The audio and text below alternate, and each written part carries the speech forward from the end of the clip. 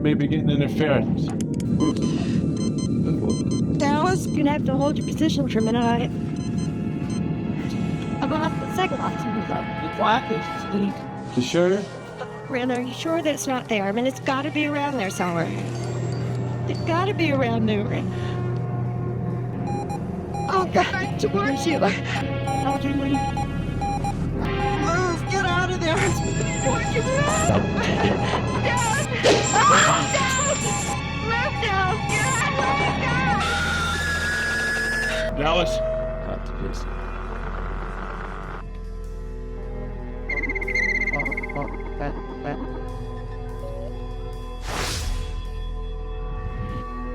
Hello and welcome to another Ouroboros review. It has been a little while since I recorded. We still have some stuff on back order when it comes to videos that we have recorded. Just stuff that hasn't been edited. But yeah, this has been a long time since I've actually done this. I think I've been married now. My wife has had surgery. Work's been crazy. Blah, blah, blah. You know, all life stuff. Today we are reviewing the legendary scale Big Chap. This guy has always been a grail for me. I found one on Marketplace for a decent price. So we went down and picked it up. I also picked up the legendary scale Predator 1 Jungle Hunter.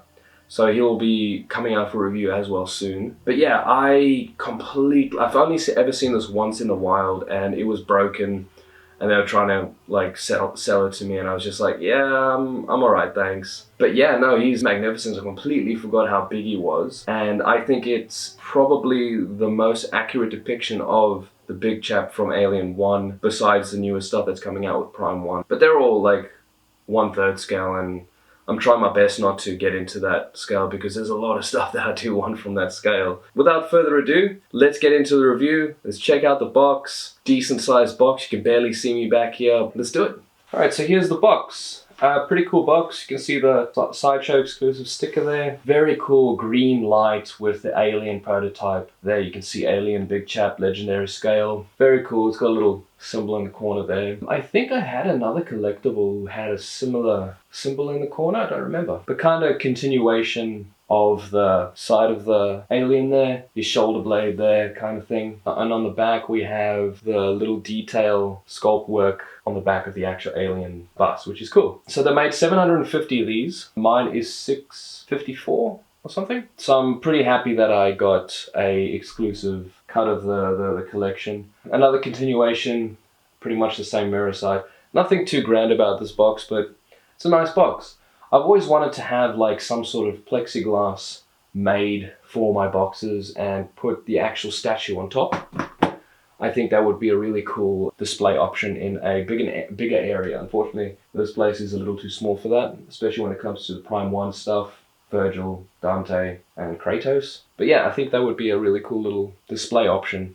But yeah, that's kind of it for the box. Nothing too flashy.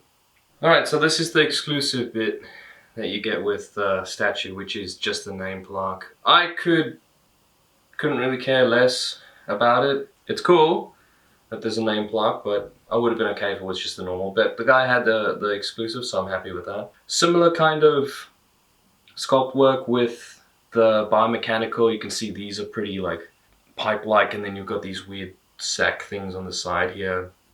That makes it look organic, which is quite nice. The paintwork on the word alien is cool, how it looks like it's kind of glowing. I kind of wish that there was these spike kind of things on the other side so you could see them. Not too much, similar paintwork. It's just ever so slightly more green than the actual alien. But it's got those lines, ridges painted on the top there. You can see there and there. But it looks good. Nothing too much to say to it, but it's a cool plaque.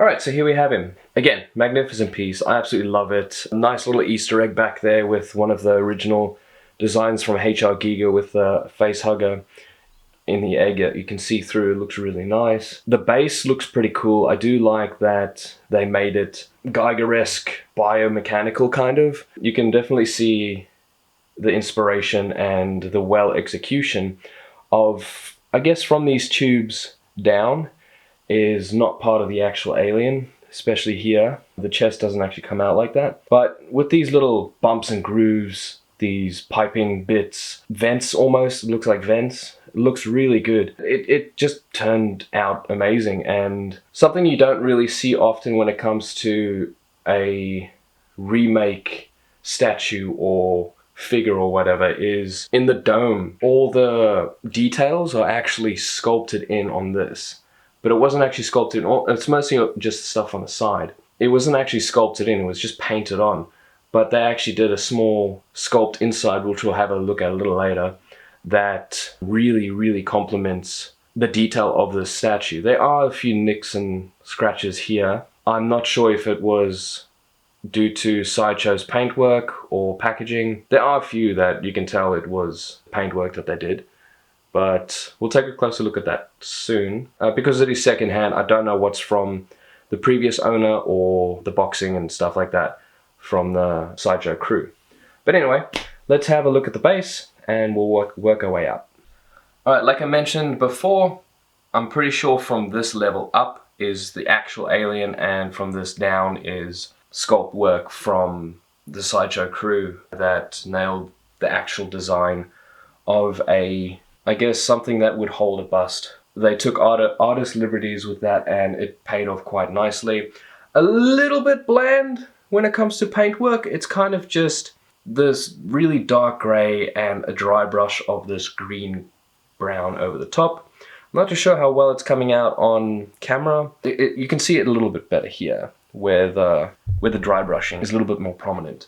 But that's kind of the deal with all of it. There are a few highlights like these lines, which is part of this huge fin on the side of his head, that they made it look a little bit more involved with one piece rather than making it look completely different. I guess they could have done the bottom completely different, but they didn't, and it looks good. It paid off. Not too much to say about it. You can see all that remake of Geiger's work, I guess. Looks really nice.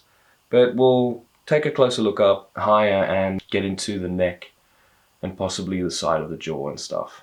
Alright, this is where you can see all the different kinds of paintwork that they put into it. It's very subtle, but it's coming out a lot better on camera than it is in person. These colors don't mesh as well in person than it does or it's not as prominent in person than it is on camera. But all these pipe work, all this kind of tubing, the sculpt work is amazing. There's a little bit of an issue that I saw, just a little bit of a black kind of splatter almost, but the paintwork for these bits here really stand out. Looks nice, especially in these kind of flat areas where it's not that much sculpt work, but it's painted differently, so it looks nice. The one thing that I am a little upset about is the discoloration of the gum bits, the stretchy skin on his chin. I think that just has something to do with the plastic. One day I might get ballsy enough to actually change it, but I don't think I'm going to do that anytime soon. Pretty much asymmetrical on both sides, not too much to compare, but yeah, it looks really good.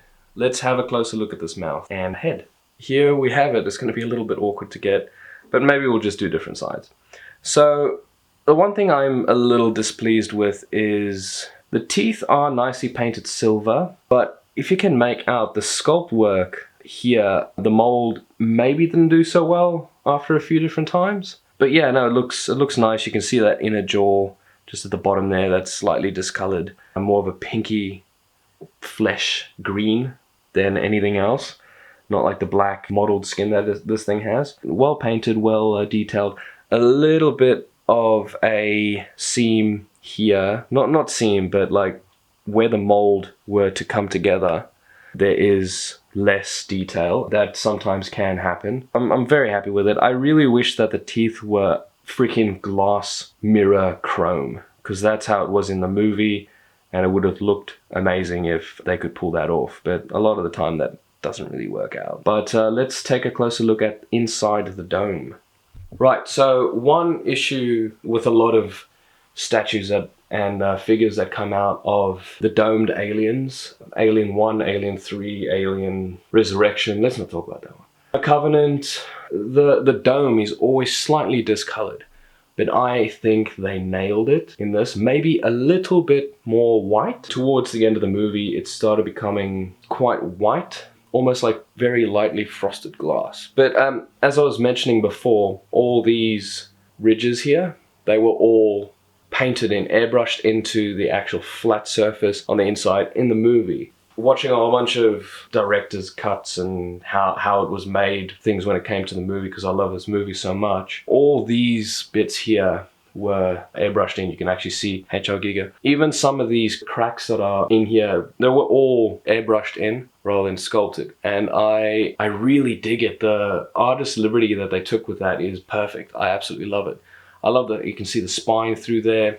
And the fact that it's translucent makes it so much better. It makes it so cool. I love what they did with this, and that's why I think it's one of the most accurate depictions of a alien statue to date. Even some of the life-size busts, the dome is just super clear. You can see everything in it, and I don't think that's very accurate. The biggest thing on an alien is the dome, you know, because that's the one thing you see the most. That and the teeth and the tongue, because it's always dark. So that to me is a very crucial point in selling me a alien statue. But yeah, let's have a look at the face. Alright, so not many people know this, only really big fans of Alien know that there is actually a human skull on the inside of the dome. Giga deliberately left the eye sockets vacant because he says if you can't see where it's looking, it's more terrifying. And yeah, I agree with that. It was a hell of a lot more scary.